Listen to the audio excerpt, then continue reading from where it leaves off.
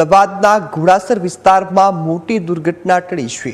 RK કોમ્પ્લેક્સની બાલ્કનીમાં મોટો હિસ્સો છે તે ધરાનો બાલ્કનીનો હિસ્સો છે તે તૂટી પડ્યો છે અને જેના કારણે મોટી દુર્ઘટના છે તે ઘટી છે।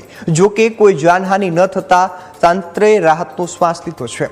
આપણી સાથે સંવાદદાતા આશુતોષ છે તે फोन लाइन पर जुड़ाई गया है। जी आशुतोष, आरके कॉम्प्लेक्सनी जे बाल्कनीनो मोटो हिस्सो छे ते तूटी पड़वानी घटना सामे आवी छे, शुं बधुं अपडेट?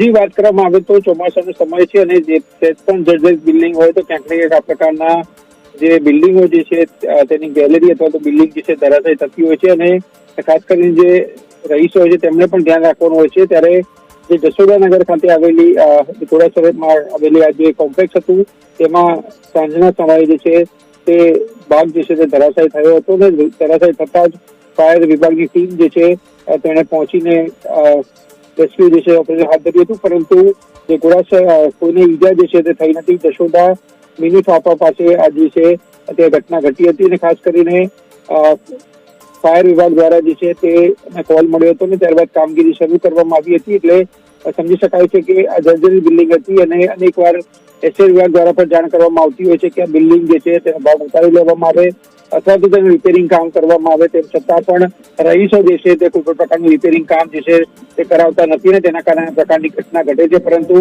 તંત્ર રાહતની શ્વાસ લીધો છે કારણ કે કોઈ પણ વ્યક્તિને જે છે તે ઈજા પહોંચી નથી અને તેના કારણે તંત્રએ જે છે તે રાહતનો શ્વાસ લીધો હતો અને નોટિસ જે છે તે ફટકારવામાં આવી છે। જી બિલકુલ આશુતોષ, સંપૂર્ણ વિગતો બદલ આપનો આભાર।